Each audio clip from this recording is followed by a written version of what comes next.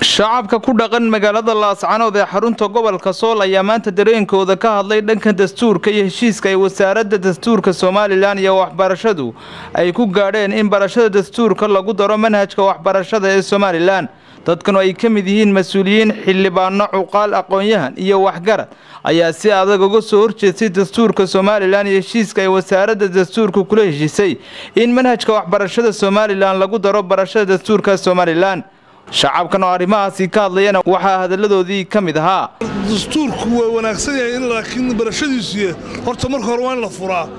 dabeed marka la furo waa in dadka la baraa waxbarashada in lagu daro waa qaba laakiin waa goorma oo marka la furo haddii aanan la furin dastuurkii barashadiisu maxay noo taraysaa annaga marka muhiimaddu waxaa weeyaan manhajka waxbarashada lagu daro horta waan doonaynaa waan diyaar baan u nahay horta dastuurka ha la furo in manhajka waxbarashada goboladan la doonayo wax aysan ummadani u dhammayn oo aysan shaqo ku lahayn oo aysan ogeyn oo la yidhi waa dastuur beeli leedahay in la yidhaaho ardaydii iyo dhallinyaradii soo kacaysay ayaa lagu darayaa oo la barayaa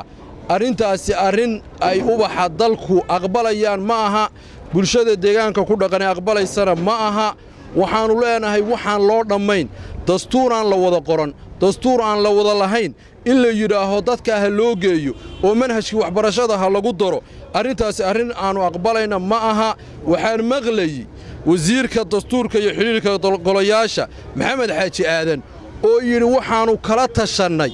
oo aanu arrintaa isla qaadannay wasaaradda waxbarashada iyo tacliinta sare haddii ay isla qaateen oo iyagu dee ay iyagu waxoodii ay wataan arrintani ummaddani ma aqbalayso mana yeelayso umana dulqaadanayso dastuur aanu ku heshiinay oo reer Soomaaliland ku heshiiyey oo jiraaba maba jiraba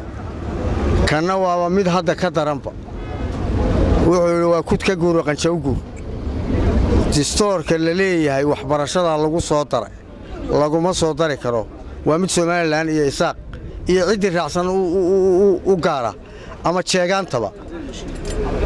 waa waxayna ku heshiin waa waxayna ka wada fadhiisan ma wada lihin beesha dir dastuurka iyagu gaar u yahay wax nin gaar u aana inuu yiraahdo cid kale aan metelaya oo wax ugu daraya mana aqbalayno wasiirka wasaaradda waxbarashada waxaan u sheegaynaa dastuurka haddii aad ku darto inaanu naqusayn annaga caruurtaadana aad u soo qoratay maamulka waxbarashada gobolkana waxaan u sheegaynaa haddii lagu daro inaan la keeni karin buugaagtiisa dugsiyada waxbarashada ubadka iyagana aanay ku dhigi karin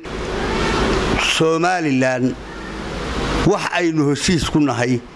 oo aynu wada leenahay oo saami qaybsi ma jiro horena waanu uga hadalay haddana waanu ka hadlaynaa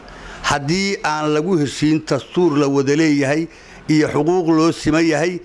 iyo saami qaybsi dhab aan la helin dalka iyaga gobolada SSC doorasho ka dhici mayso koodbuur baynu qaadanaa ma ya arinta waxbarashada haddaan sayid maxamed cabdulla xasan iyo raggi taariikhda lahaa ee daraawiishta haddaan lagu soo darin maxamuud aadan askar maxamuud guray saab TV magaalada Laascaanood.